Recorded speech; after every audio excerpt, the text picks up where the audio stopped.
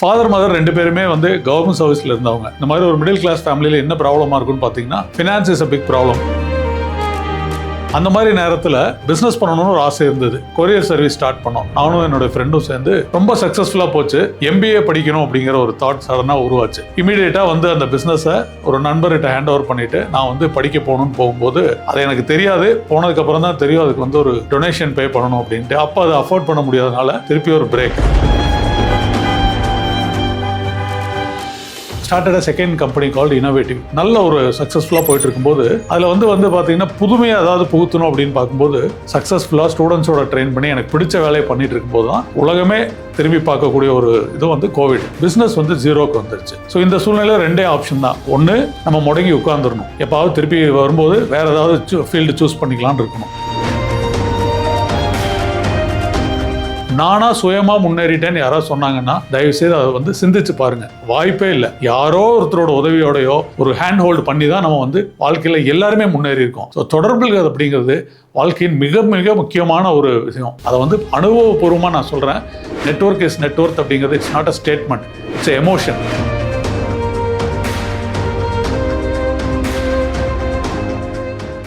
Network is network அப்படின்னு சொல்லுவாங்க. அதனோட இம்பார்ட்டன்ஸ் இப்போ தான் புரிய ஆரம்பிச்சிருக்கு.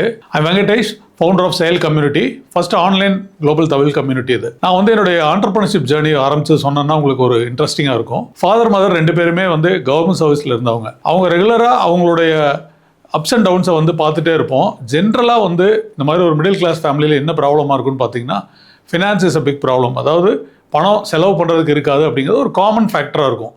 அந்த மாதிரி நானும் அதை பார்த்துருக்கேன். அந்த மாதிரி நேரத்தில் ஜென்ரலாக எனக்கு வந்து பிஸ்னஸ் பண்ணணும்னு ஒரு ஆசை இருந்தது.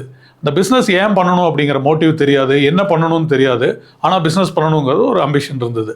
ஸோ காலேஜ் முடித்த உடனே வந்து கொரியர் சர்வீஸ் ஸ்டார்ட் பண்ணோம். நானும் என்னோடய ஃப்ரெண்டும் சேர்ந்து ஒரு கொரியர் சர்வீஸ் ஸ்டார்ட் பண்ணோம். அது அப்போ இருந்த ப்ரொஃபஷனல் கொரியர்ஸோட ஒரு லோக்கல் டைப்போட இன்டர்லிங்க் கொரியர்ஸ்னு ஒரு பிஸ்னஸ் ஸ்டார்ட் பண்ணோம். ரொம்ப சக்ஸஸ்ஃபுல்லாக போச்சு. எப்போவுமே நமக்கு வந்து ரொம்ப சக்ஸஸ்ஃபுல்லாக போச்சு அப்படின்னா உடனடியாக MBA படிக்கணும் அப்படிங்கிற ஒரு தாட் சடனாக உருவாச்சு. MBA அப்படிங்கிறது அப்போ வந்து ரொம்ப பூமிங்காக இருந்த டைம். இமீடியட்டாக வந்து அந்த பிஸ்னஸை ஒரு நண்பர்கிட்ட ஹேண்ட் ஓவர் பண்ணிவிட்டு நான் வந்து படிக்க போகணுன்னு போகும்போது அது எனக்கு தெரியாது. போனதுக்கப்புறம் தான் தெரியும் அதுக்கு வந்து ஒரு டொனேஷன் பே பண்ணணும் அப்படின்ட்டு. அப்போ அதை அஃபோர்ட் பண்ண முடியாதனால திருப்பி ஒரு பிரேக். ஒரு வருஷம் பிஸ்னஸ் பண்ணோம். திருப்பி எங்கேயாவது வேலைக்கு போகணுங்கிற சுச்சுவேஷன். அப்போ என்ன பண்ணலாம் அப்படின்னு யோசிச்சுட்டே இருக்கும்போது அப்போ வந்து ஹார்ட்வேர் அண்ட் சாஃப்ட்வேர் ஃபீல்டு தான் வந்து பூமிங்காக இருந்த டைம். ஸோ ஒரு ஃப்ரெண்டு ஒருத்தர் வந்து வெல்விஷர் ஹெல்ப் சொன்னார். சாஃப்ட்வேர் படிச்சிங்கன்னா கண்டினியூஸ் லேர்னிங் இருக்கணும். ஹார்ட்வேர் போனீங்கன்னா ஒரு லிமிடேஷன்ஸ் இருக்குது. அதுலேருந்து நீங்கள் வந்து அந்த ஸ்கில்லை கற்றுக்கலாம் அப்படிங்கும்போது நான் வந்து ஐ சோஸ் ஹார்ட்வேர். அந்த ஹார்ட்வேரை கற்றுக்கிட்டு ஒரு ஆர்கனைசேஷனில் அந்த கோர்ஸ் கடிச்சு முடிச்சோன்னா ஒரு இடத்துல வேலைக்கு போனோம்.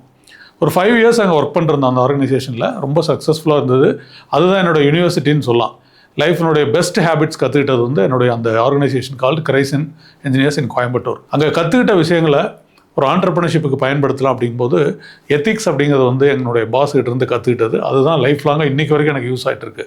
நான் ஆண்டர்பிரினர்ஷிப் ஸ்டார்ட் பண்ணுறதுக்கே அது ஒரு ஸ்டார்டிங் பாயிண்ட்டாக இருந்தது. இனிஷியலாக வந்து ஒரு ட்ரேடிங் கம்பெனியாக ஆரம்பித்தோம். பிஸ்னஸ் ஆரம்பிக்கணும்னு இருந்தது. ஒரு ட்ரேடிங் கம்பெனியாக, கம்ப்யூட்டர் சேல்ஸ் அண்ட் சர்வீஸ் ஆர்கனைசேஷனாக. இன்றைக்கி வரைக்கும் அந்த ஆர்கனைசேஷன் சக்ஸஸ்ஃபுல்லாக ரன் ஆகிட்டு இருக்கு. அது ரொம்ப முக்கியம். என்னன்னு பார்த்தீங்கன்னா, அன்னையிலேருந்து இன்றைக்கி வரைக்கும் ஒரு ஸ்டடி க்ரோத் இருக்கக்கூடிய ஒரு ஆர்கனைசேஷன். பட் ட்ரேடிங்கிறது வந்து என்னுடைய நேச்சர்லேயே இல்லாத ஒரு விஷயம்னா கூட பட் சக்ஸஸ்ஃபுல்லாக அதில் பண்ணிகிட்டு இருந்தோம். என்னோடய இன்ட்ரெஸ்ட் எல்லாம் வேறு எங்கேயாவது இருந்தது அப்படின்னு என்னால் கண்டுபிடிக்க முடிஞ்சது. பார்த்திங்கன்னா மோஸ்ட் லைக்லி நான் வந்து ஒரு பீப்புள்ஸ் மேனாக இருந்திருக்கேன் அப்படிங்கிறது எனக்கே ஒரு ஸ்ட்ரென்த் ஐடென்டிஃபை பண்ணதுக்கப்புறம் I started second company called innovative. ரொம்ப ரொம்ப இன்ட்ரெஸ்டிங்கான பேருக்கு தகுந்த மாதிரி அந்த கம்பெனி எனக்கு நிறைய புதுமையான விஷயங்களை கற்றுக் கொடுத்தது.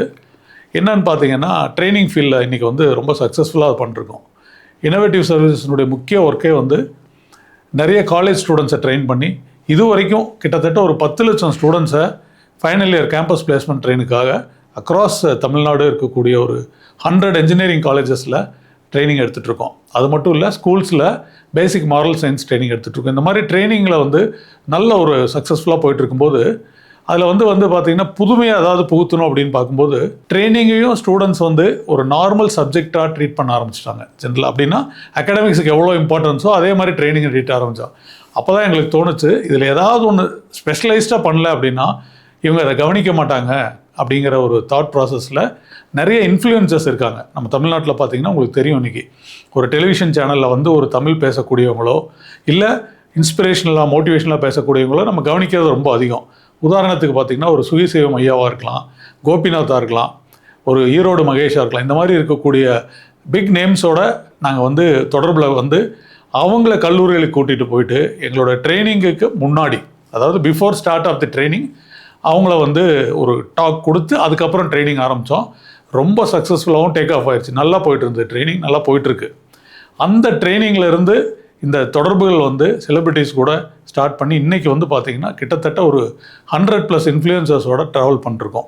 தமிழ்நாடு பூரா விட்டு இல்லை, உலகம் பூரா இருக்கக்கூடிய தமிழ் சங்கங்களோட இதை பண்ணிகிட்ருக்கோம். இது எல்லாமே நல்லா போயிட்டு இருந்தேன்னு வைங்களேன், லைஃப்பில் நமக்கு ரொம்ப ஸ்மூத்தாக இருக்கும். எந்த விதமான இது பிரேக்கும் இல்லாமல் சக்ஸஸ்ஃபுல்லாக ஸ்டூடெண்ட்ஸோட ட்ரெயின் பண்ணி எனக்கு பிடிச்ச வேலையை பண்ணிகிட்டு இருக்கும்போது தான் உலகமே திரும்பி பார்க்கக்கூடிய ஒரு இது வந்து கோவிட்.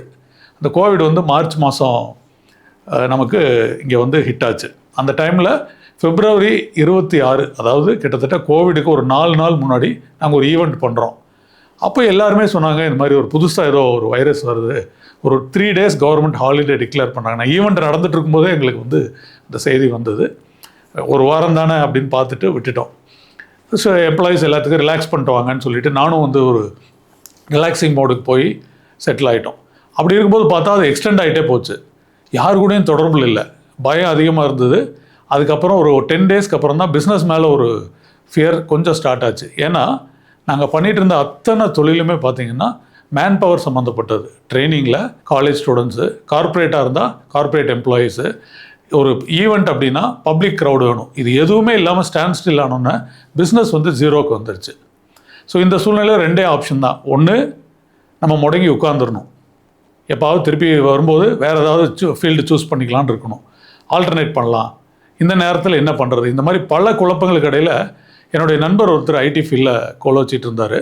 அவர் சொன்னார், இது ஜூம்னு ஒரு பிளாட்ஃபார்ம் இருக்குது அப்படின்னாரு. எனக்கு ஜூம்னா என்னன்னே தெரியாது.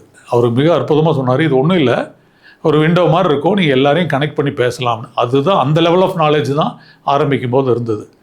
அந்த ஜூமை இம்ப்ளிமெண்ட் பண்ண ஆரம்பித்து ஃபஸ்ட்டு என்னோடய எம்ப்ளாயீஸை கனெக்ட் பண்ணுவோம். ஏன்னா எல்லோரும் வெவ்வேறு ஊரில் இருந்தாங்க. கோயம்புத்தூரில், மதுரையில், திருநெல்வேலியில், பாண்டிச்சேரி, இந்த மாதிரி பல்வேறு ஊரில் இருந்தவங்கள கனெக்ட் பண்ணி பேசுறதுக்கு ரொம்ப இன்ட்ரெஸ்டிங்காக இருந்தது. காலையில் மீட்டிங் போட்டு ரெகுலராக அவங்ககிட்ட பண்ண ஆரம்பித்தோம். சடனாக ஒரு தாட் உருவாச்சு, நமக்கு இவ்வளோ பேர் இன்ஃப்ளூயன்சர்ஸ் தெரிஞ்சிருக்காங்க, இவ்வளோ பெரிய நெட்வொர்க்கை பில்டு பண்ணியிருக்கோம், இதை பப்ளிக்கு எப்படி யூஸ் பண்ணலாம்?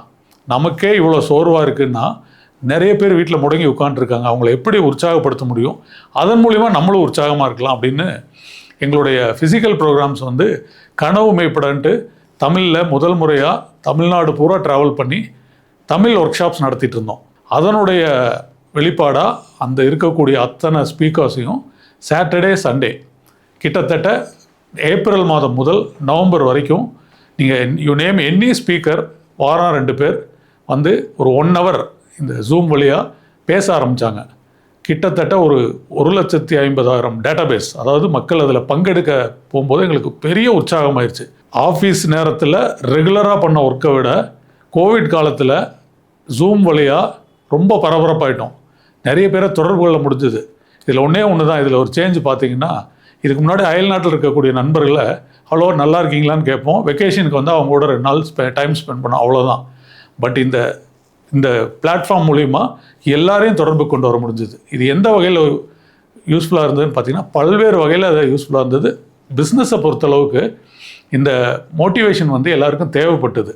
எல்லாரும் கம்ப்ளீட்டாக இந்த மாதிரி ட்ராவல் பண்ணிட்டு இருக்கும்போது இவ்வளோ ஸ்பீக்கர்ஸ் பேசும்போது ஒரு விஷயம் எனக்கு ரொம்ப புலப்பட்டது என்னென்னு பார்த்தீங்கன்னா, எல்லா மக்களுக்கும் சஸ்டைன்டு மோட்டிவேஷனு தேவைப்படுது. சஸ்டைன் மோட்டிவேஷன்னா தொடர்ந்து தன்னை உற்சாகப்படுத்திக்கிறது தான் ஒரு மனிதனுக்கு தேவைப்படுது அப்படிங்கிறத புரிஞ்சுக்கணும். அதை எப்படி வந்து கரெக்டாக பண்ண முடியும் அப்படின்னு பார்க்கும்போது, ஒரு கம்யூனிட்டி பில்டு பண்ணால் எப்படி இருக்கும், இதே போல் நம்ம 2 வாரத்துக்கு ஒரு தடவை எல்லாரையும் மீட் பண்ண வச்சா ஆன்லைனில் எப்படி இருக்கும், அது பிஸ்னஸ் கம்யூனிட்டிக்காக இருக்கலாம், இல்லை புதுசாக தொழில் தொடங்கினால இருக்கலாம், ஹவுஸ் ஒய்ஃபாக இருக்கலாம், இப்படி எல்லாத்தையும் அனலைஸ் பண்ணி மிக அற்புதமாக நண்பர்களோடு சேர்ந்து செயல் அப்படின்னு ஒரு தமிழ் கம்யூனிட்டி உருவாக்கணும். நான் முதல்ல சொன்ன மாதிரி அந்த கம்யூனிட்டி இன்றைக்கி பார்த்தீங்கன்னா ஒரு 500 members across the globe 15 different கண்ட்ரீஸில் 75 ஸ்மாலர் டவுன்ஸ், தேனி, கம்பம், திருநெல்வேலி, தூத்துக்குடி, அந்த மாதிரி கோயில்பட்டி மாதிரி நம்ம தமிழ்நாட்டில் இருக்கக்கூடிய பெங்களூர்லேருந்து சில பேர், பாம்பேலேருந்து சில பேர்லாம் சேர்ந்து அந்த கம்யூனிட்டி இன்றைக்கி ரொம்ப சக்ஸஸ்ஃபுல்லாக போயிட்டுருக்கு.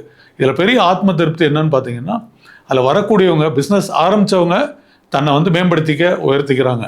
பிஸ்னஸ் ஆரம்பிக்கணும்னு இருக்கவங்களுக்கு இது ரொம்ப உதவியாக இருக்குது, உத்வேகமாக இருக்குது. எதுவுமே இல்லை, ஹவுஸ் ஒய்ஃபாக இருக்க வீட்டில் இருக்கவங்களுக்கு பெரிய நாலேஜாக இருக்குது. இன்றைக்கி இல்லை, என்றைக்காவது ஒரு நாளைக்கு அவங்க பிஸ்னஸ் தொடங்குறதுக்கான வாய்ப்பு இருக்கும்.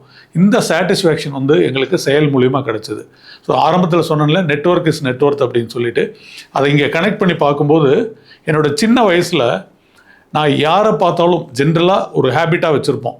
வீட்டுக்கு யாராவது வந்து ஒரு திருமண பத்திரிக்கை கொடுக்குறாங்கன்னா உறுதியாக அதுக்கு போகணுன்னு ஒரு கமிட்மெண்ட் இருக்கும். அது ஒரு பிஸ்னஸ் ரிலேஷன்ஷிப்பாவோ பர்சனல் ரிலேஷன்ஷிப்பாவோ இருந்தது. அதே போல் நம்மளை மதித்து யாராவது வந்து பேசுகிறாங்கன்னா வீட்டுக்கு வர விருந்தாளிகளை எப்படி நம்ம ரெசிப்ரோகேட் பண்ணுவோமோ அந்த மாதிரி வெளியிலேருந்து யார் வந்தாலும் அக்னாலஜ் பண்ண ஆரம்பித்தோம். அது வந்து பிஸ்னஸ் ரிலேஷன்ஷிப்னு ஓவர் பீரியட் ஆஃப் டைம் தெரிஞ்சுது. இன்றைக்கி வந்து அது மாடர்ன் டெர்மினாலஜியில் நெட்வொர்க்கிங் சொல்கிறாங்க. உண்மையான அந்த பலனை அனுபவித்த ஒரு ஆளாக நான் சொல்கிறேன். பர்சனலாக, ப்ரொஃபஷ்னலாக, சோஷியலாக இந்த 3 விஷயத்தை நான் உங்களுக்கு கனெக்ட் பண்ணி சொல்கிறதுனா, பர்சனலாக எனக்கு பார்த்தீங்கன்னா நிறைய பெனிஃபிட்ஸ் என்னென்னு பார்த்தீங்கன்னா, என்னுடைய விசிபிலிட்டி, நான் வந்து 26 வருஷம் பிஸ்னஸில் இருந்தாலும் இந்த செயல் கம்யூனிட்டின்னு நான் ஆரம்பித்ததுக்கப்புறம் என்னை அவங்க பார்க்குற விதமே வந்து செயலோட ஃபவுண்டராக பார்க்குறாங்க. இது வரைக்கும் நான் பண்ண பிஸ்னஸ் எல்லாம் தாண்டி இதை கனெக்ட் பண்ணுறது ரொம்ப எனக்கு பர்சனலாக உதவியாக இருக்குது, விசிபிலிட்டி வகையில். ப்ரொஃபஷனலாக பார்த்தீங்கன்னா இந்த கம்யூனிட்டியே எனக்கு ஒரு மிகப்பெரிய ஒரு வரப்பிரசாதம்னு சொல்லுவேன் நான். பிகாஸ் இது எனக்கு மட்டும் இல்லை, என்னை சுற்றி இருக்கிற நண்பர்களுக்கு நிறைய பேருக்கு ஜென்யூனாக என்னால் உதவ முடியுது, அவங்ககிட்டருந்து உதவி கேட்க முடியுது. நிறைய நேரங்களில் பார்த்தீங்கன்னா ஒரு பிஸ்னஸ்மேனுக்கு இருக்கக்கூடிய சேலஞ்சு, தன்னுடைய பிரச்சனைகளை தன்னுடைய நண்பர்களிடமோ இல்லை வீட்டில் இருக்கவங்களோடைய ஷேர் பண்ண முடியாது. நண்பர்கள்கிட்ட ஷேர் பண்ணால் சில பேர் உண்மையாலுமே சந்தோஷப்படுவான். நம்மளோட ஃபெயிலியரை வச்சு ஜென்யூனாக இருக்கவங்கள தவிர மீது எல்லாரும் நம்மளுடைய தோல்விக்காக காத்துட்ருக்க மாதிரியே நமக்கு தோணும். ஆக்சுவலாக ஃபேமிலியில் சொன்னால், பேரண்ட்ஸ் கிட்ட சொன்னால் பயந்துருவாங்க. இல்லை உங்களுடைய ஒய்ஃப் கிட்ட சொன்னோம் அப்படின்னா, நம்மளோட டே டு டே அதை சொன்னோன்னா அவங்களால அதை ஏற்றுக்கக்கூடிய மனப்பக்குவத்தில் இருப்பாங்களா அப்படின்னு சொல்ல முடியாது. ஸோ இந்த கம்யூனிட்டி வந்து எனக்கு ரொம்ப ஹெல்ப்ஃபுல்லாக இருக்குது. என்னுடைய பிரச்சனைகளை ஷேர் பண்ண முடியுது, பிறரோட பிரச்சனைக்கு சொல்யூஷன் சொல்ல முடியுது. என்னால் முடிஞ்சதை நான் தீர்வு கொடுக்குறேன். என்னால் முடியாத நிறைய மென்டார்ஸ், அதாவது மென்டார்ஸ்ன்னு சொல்லக்கூடிய நம்ம முன்னாடி மிகப்பெரிய வெற்றி பெற்ற ஆட்கள் இருக்காங்க. இன்றைக்கி சொசைட்டியில் அவங்க எல்லாம் வந்து உதவுறதுக்கு ரெடியாக இருக்காங்க. அவங்கள இது மூலிமா புதுசாக தொழில் ஆரம்பித்தவங்க ஏதோ ஒரு இடத்துல ஸ்ட்ரக் ஆகிருக்கும் போது அவங்களுக்கு ஒரு விடை கொடுக்க முடியுது. இது பெரிய ஆத்ம திருப்தின்னு சொல்லுவேன் நான். எனக்கு மட்டும் இல்லை, என்னை சுற்றி இருக்கவங்களுக்கு ஒரு மிகப்பெரிய கம்யூனிட்டிக்கு இந்த சர்வீஸை ரொம்ப ரெகுலராக பண்ண முடியுது. சிம்பிளாக தமிழில் இருக்கக்கூடிய இந்த கம்யூனிட்டிக்கு மிகப்பெரிய ஒரு ஃபேன்சி எதுவுமே கிடையாது. ஒரு யார் வேணாலும் வந்தாங்கன்னா, இன்ட்ரெஸ்ட் இருக்கவங்க ஜாயின் பண்ணாங்கன்னா அதிலிருந்து அவங்களுக்கு வளர்ச்சி இருக்குங்கிறது தான் செயலோட முக்கியமாக இருக்குது. இதை தாண்டி சோஷியலாக வந்து இது எந்த வகையில் பிரயோஜனமாக இருந்தது இந்த நெட்வொர்க் அப்படின்னு சொல்கிறோமே அப்படின்னு பார்த்தீங்கன்னா, அதே கோவிடை தான் உதாரணமாக சொல்ல முடியும். நிறைய நண்பர்கள் வெளிநாட்டில் இருந்தாங்க. அவங்க எல்லாருக்கும் இங்கே வந்து ஒரு உதவி தேவைப்பட்டது. நான் சார்ந்திருக்கக்கூடிய ரோட்டரி ஃபோரம் மூலிமா ஏகப்பட்ட ஹாஸ்பிட்டல்ஸுக்கு அந்த டைமில் அவங்களுடைய ரிலேட்டிவ்ஸ்க்கு ஹெல்ப் பண்ண முடிஞ்சோம். அவங்க இன்டர்ன் கைமாற என்ன பண்ணாங்கன்னு பார்த்தீங்கன்னா, கிட்டத்தட்ட 1 கோடி ரூபா மெட்டீரியல்ஸ், 1 crore worth ஆஃப் மெட்டீரியல்ஸை அவங்க அங்கேருந்து சோர்ஸ் பண்ணி இங்கே அனுப்பிச்சாங்க. உதாரணத்துக்கு ஆக்சிஜன் கான்சன்ட்ரேட்டர் இங்கே வந்து டிமாண்டாக இருந்த காலத்தில் நிறைய நண்பர்கள் துபாயிலையும் டோக்கியோலையும் இருந்து அங்கே இருக்கக்கூடியவங்க அதை அனுப்பிச்சு அதை நம்ம சோர்ஸ் பண்ணி இங்கே இருக்க ஹாஸ்பிட்டல்ஸுக்கு கொடுத்தோம். இதை விட லைஃப்பில் வேறு எந்த திருப்தி இருக்க முடியாதுன்னு நினைக்கிறேன். ஸோ வந்து தொடர்புகள் அப்படிங்கிறது வந்து லைஃப்பில் எந்த நேரத்தில் வேணாலும் எப்படி வேணாலும் நமக்கு வந்து அது ரிஃப்ளெக்ட் ஆகலாம். ஒரு நல்ல ப்ராடக்ட் வச்சுருக்கேன், நான் நல்ல பண்ணுறேன், எனக்கு யாரும் உதவியும் தேவையில்லைன்னு ஒருத்தர் இருக்கவே முடியாது. 1. 2வது வந்து நானாக சுயமாக முன்னேறிட்டேன்னு யாராவது சொன்னாங்கன்னா தயவுசெய்து அதை வந்து சிந்திச்சு பாருங்கள். வாய்ப்பே இல்லை. யாரோ ஒருத்தரோட உதவியோடையோ யாரோ ஒருத்தருடைய ஒரு ஹேண்ட் ஹோல்டு பண்ணி தான் நம்ம வந்து வாழ்க்கையில் எல்லாருமே முன்னேறி இருக்கோம். ஸோ தொடர்புகள் அப்படிங்கிறது வாழ்க்கையின் மிக மிக முக்கியமான ஒரு விஷயம். அதை வந்து அனுபவபூர்வமாக நான் சொல்கிறேன். நெட்வொர்க் இஸ் நெட்வொர்க் அப்படிங்கிறது it's not a statement, it's emotion. நிச்சயமாக எல்லாரும் அதை கடைபிடிக்கணும் அப்படிங்கிறத நான் சொல்லுவேன். நான் ஆக்சுவலாக என்ன நல்ல ப்ராடக்ட் இருக்குது சார், என்கிட்ட ரொம்ப நல்ல ப்ராடக்ட் இருக்குது 80% அப்படின்னா ஒரு 20% பப்ளிக் ரிலேஷன் அப்படிங்கிறது தேவை. நிறைய பிராண்ட்ஸ் நீங்கள் சொல்லலாம். ராமராஜ் காட்டன் எடுத்துட்டிங்கன்னா அவருடைய ஸ்டோரியிலே அவர் சொல்லியிருப்பார், ஆரம்பத்தில் நான் ஆரம்பித்து நிறைய இடத்துக்கு போய் வித்துட்டு இருந்ததுக்கப்புறம் ஒரு நெட்வொர்க் பில்ட் பண்ணதுக்கப்புறம் தான் என்னுடைய பிஸ்னஸே விஸ்தரிப்பு அடைஞ்சது அப்படின்னு சொல்லிட்டு இன்றைக்கி மிகப்பெரிய பிராண்டாக இருக்கக்கூடிய ராமராஜ் காட்டன் அவர் அந்த நெட்வொர்க்கை பற்றி ரொம்ப அழகாக நிறைய இடத்துல பேசியிருக்காரு. கிருஷ்ணா ஸ்வீட்ஸ் ஒரே ஒரு ப்ராடக்ட்டு தான், பட் அவங்களுடைய நெட்வொர்க்கை பில்டு பண்ணதுக்கப்புறம் தான் இன்றைக்கி உலகம் பூரா இருக்கக்கூடிய இடத்துல பார்க்குறோம். அது மாதிரி நிறைய பிராண்ட்ஸ் நம்ம தமிழ்நாட்டில் நீங்கள் சொல்லிகிட்டே போகலாம். ஸோ நெட்வொர்க் அப்படிங்கிற இம்பார்ட்டன்ஸை வந்து நிறைய பேர் பேசியிருக்காங்க. குமரவேல், நேச்சுரல்ஸ் குமரவேல் அவர் பார்த்தீங்கன்னா இந்த நெட்வொர்க் மூலியமாக தான் நான் வந்து இவ்வளோ ஃப்ரான்ச்சைஸியே என்னால் எக்ஸ்பேண்ட் பண்ண முடியிருக்குன்னு எல்லா இடத்துலையும் சொல்லியிருக்காரு. பல்வேறு உதாரணங்களை நம்ம சொல்லிட்டு போக முடியும். என்னுடைய humble suggestion for every one, அதுக்கான இம்பார்ட்டன்ஸை நம்ம கொடுப்போம். ஒரு ஸ்டூடெண்ட்டாக இருக்கவங்களுக்கு கூட நான் சொல்கிறது அதுதான். கல்லூரி காலத்தில் படிக்கும்போது நீங்கள் வெறும் படிப்பை மட்டும் இது பண்ணிக்கிட்டு கேஜெட்ஸோடு இருக்கிறத தாண்டி சக மனிதர்களை படிக்க ஆரம்பிச்சோன்னா, புக்ஸ் கிவ்ஸ் யூ நாலேஜ், உங்களுடைய failure gives you experience and knowledge ரெண்டுமே கிடைக்கக்கூடியது மனிதர்கள்கிட்ட. மனிதர்களோட ட்ராவல் பண்ணுவோம், நெட்வொர்க்கை பில்டு பண்ணுவோம், லைஃப்பில் சக்ஸஸ்ஃபுல்லாக இருப்போம். நன்றி.